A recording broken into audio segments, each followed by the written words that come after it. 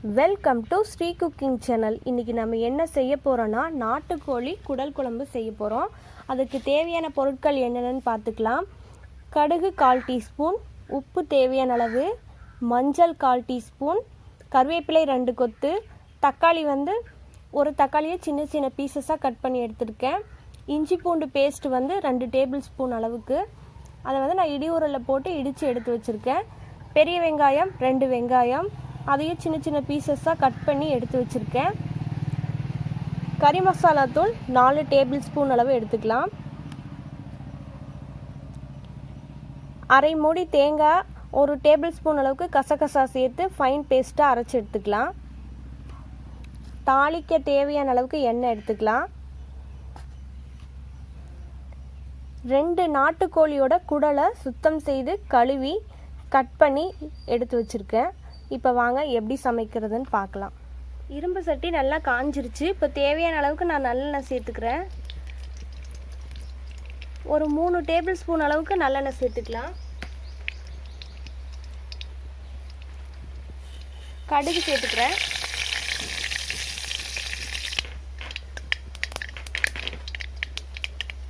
கடுகு நல்லா வெடிச்சிருச்சு. இப்போ கருவேப்பிலை சேர்த்துக்கிறேன்.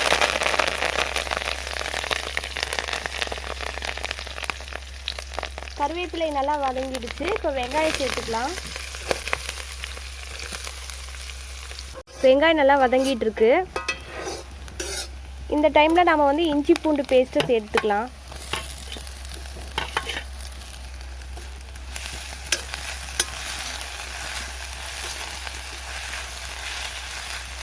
பச்சை வாசனை போகிற அளவுக்கு நல்லா வதக்கி எடுத்துக்கலாம்.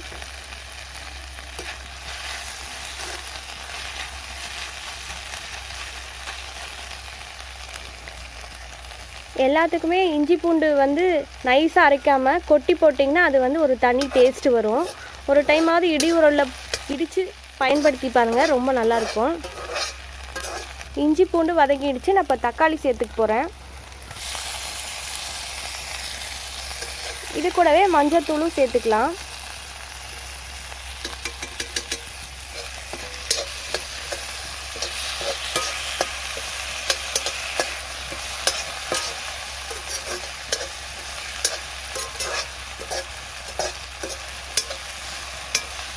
தக்காளி நல்லா மசிஞ்சு வதங்கி வர அளவுக்கு நல்லா வதக்கி எடுத்துக்கலாம்.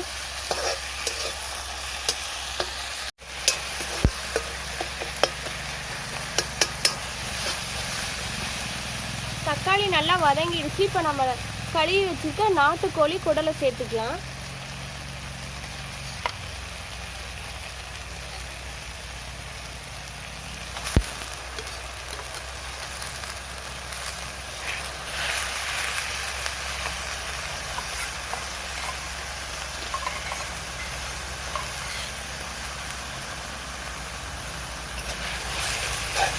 நல்லா வதங்கணும்.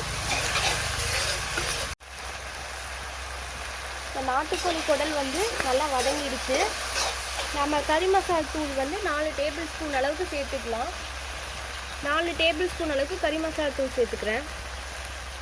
இது வீட்லேயே அரைச்சது தான்.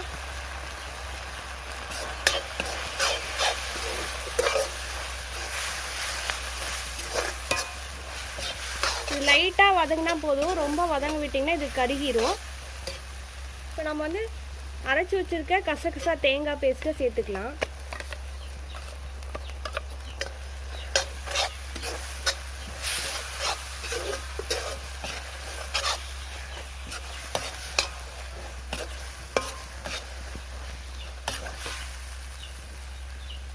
இது ஒரு 10 நிமிஷத்தில் இந்த குடல் வெந்துடும். அதனால் நம்ம தேவையான அளவுக்கு ஒரு 4 டம்ளர் அளவுக்கு தண்ணி வச்சோம்னா போதும். நான் 2 குடலுக்கு 4 டம்ளர் அளவுக்கு தண்ணி வச்சுக்கிறேன். இந்த தண்ணி ஒரு 4 டம்ளர் வரும்.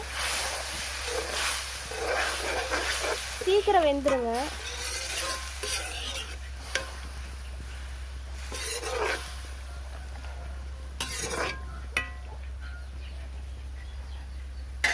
இப்போ தேவையான அளவுக்கு உப்பு சேர்த்துக்கலாம். நான் இந்த அளவுக்கு சேர்த்துக்கிறேன். அப்புறம் தேவையான நான் பார்த்துட்டு சேர்த்துக்கிறேன்.